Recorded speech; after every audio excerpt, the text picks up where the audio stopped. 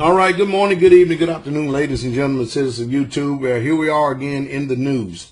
Iran, Israel, United States of America, the warmongering Greco-Roman country, United States of America, is at it again. We have sanctions in place with no diplomacy, so there's only one inevitable course for that, and that's just flat-out conflict, or what you call war. In the news, whether people like it or not, because you can't really too much do anything on a global scale nowadays without people realizing what every move is going to be and what's going on. Right now, there's a massive buildup in Israel.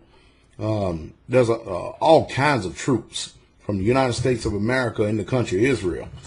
And then the buildup is taking place right now. So there's a massive troop buildup going on right now. Of course, anytime we see this, you can tell that there's a war in the horizon and stuff. My question is I'm wondering if China and Russia, who are allies to Iran, I wonder if they're just going to sit back and watch this and do nothing. Or is this really the start of a third world war? I mean, after all, China just got finished flexing its economic muscle for this particular war that's going on the economic front. Currency agreement with Japan for China is already in the making. Now, they've already done it, and it's a done deal, and so they're not going to be trading in dollars anymore. It's going to be the yuan. And of course, then we go here in the United States of America, and we see that the Department of Homeland Security officers armed with semi-automatics set up an unannounced ID checkpoints. And you want to know where they do it at? At the Social Security Administration office. Can you believe that? Residents of Leeds, Florida were shocked to see that their local Social Security officers turned into a random Homeland Security checkpoint Tuesday morning as DHS officers armed with semi-automatic rifles and accompanied with sniffer dogs checked identifications of locals. Now, what that is that let you know that we actually live in a prison planet. That's what this is all about. I mean, whoever thought this stuff would actually go on? This is unheard of. My question is I question the character and the type of integrity of the kind of people who would actually do jobs like this. I just heard from Jay Snip. On one of his videos right there. Apparently, some sheriffs went out to serve a warrant on somebody, and then 6 of them got killed, and a few of them critically injured. And it seems like more than anything that more and more police are dying on our streets.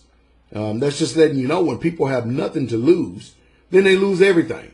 I mean, many people just flat out not going to play the game. I mean, after all, if people get locked up and they end up going to prison, I mean, then you got to worry about the homosexuality is running rampant in prisons. I mean, it's just one thing, it's another. And I mean, the prison state is happening right before our very eyes. We're very unstable as a country. I don't understand how we can afford all this massive buildup since we're bankrupt as a country. I mean, where are we getting this money from? Where's this stuff coming from?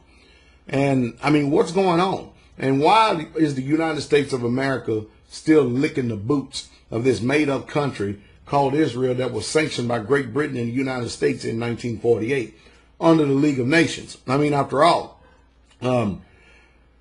here in America, Christianity, along with AIPAC and Judaism, have been trying their best to make all the prophecies of the country that Great Britain and the United States put together. They took a bunch of Ashkenazi Khazarian Jews and transplanted them into the land of Palestine, stuck them over there, and then they start calling the land Israel.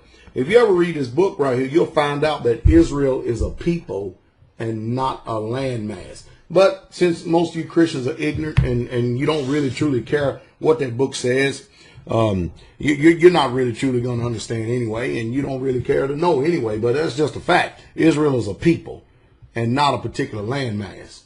The land is the land of Judea, and the capital is Jerusalem or Jerusalem. And those people that are in that land right now, whether you like it or not, I dare you Christians to go read Revelations 2:9 and 3:9 and see who call themselves Jews today. Even if you don't believe, pick up a Bible and go read Revelations chapter 2 verse 9 in Revelation chapter 3, verse 9, and you'll find out exactly who those people are that are in that so-called land called Israel. And that's the truth, and that's the truth straight way.